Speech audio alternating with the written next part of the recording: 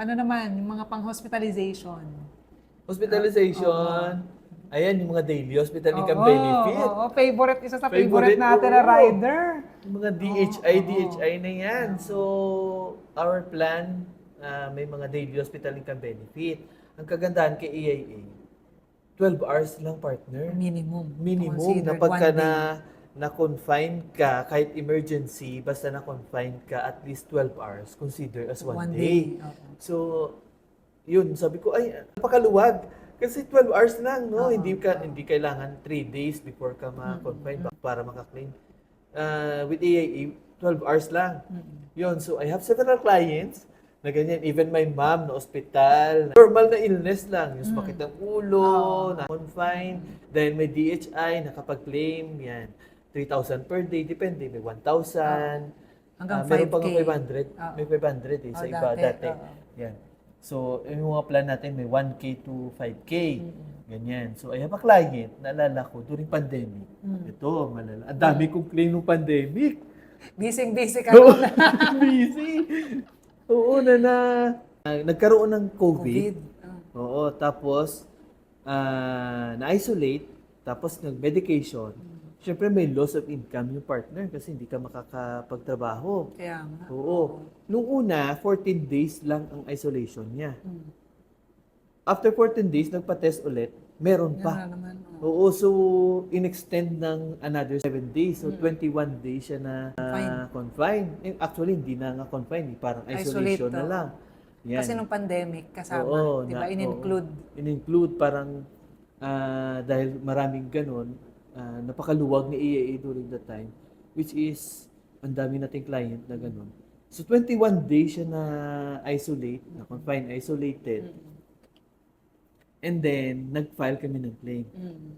5,000 pesos per day, partner. Wow, times 21. Times 21.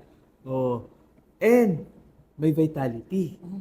May 25% pa na additional coverage doon sa policy niya. So, 130 plus thousand ang nakuha niya Wow. for 21 days. Oo. Hindi mo akalain. Diba? So, yan yung mga daily hospital income benefit natin. Yan. Eh kung nag-31 days yung partner, eh may long-term hospital income benefit pa during that Grabe. time, May di ba? plus. Oo, May di ba? dagdag pa yun for every day na extended. Oo, the extended ka 31 days and up, magiging times 2 pa yung daily hospital income. Pero hindi naman. Oo, pero, di ba? Oo. Actually, sabi nga niya, Sir, thank you. Nag-post din siya, ganyan, with AIA, nakapag-claim. Yan. So, common yung mga daily hospital income benefit natin kasi it's either Tapos whole year siya covered. whole year. 365 days. Oo, diba? 365 days. Ang DHI natin, yung daily hospital income benefit, covered ka up to age 65. Yan. Tapos depende sa kinuha mo. Kung may multiple policies ka, maximum up to 7,000 pesos ang DHI na pwede mo. Cumulative daily claim mo. No? Yan. So, yan, yung DHI natin, it's either accident or illness. Basta na-confine ka.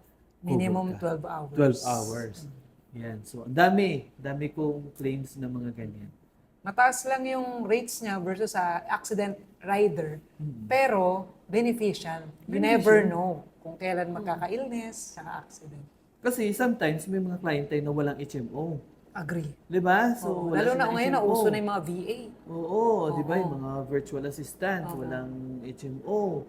And then, hospital. O, syempre, out of pocket, kailangan nilang magbayad kasi wala silang pwedeng sa HMO nila. Eh, dahil may daily hospital income benefit sila, kahit pa paano, nabalik sa kanila. Kahit kalahati man lang dyan ng expenses nila sa hospital, at least nabalik, di ba?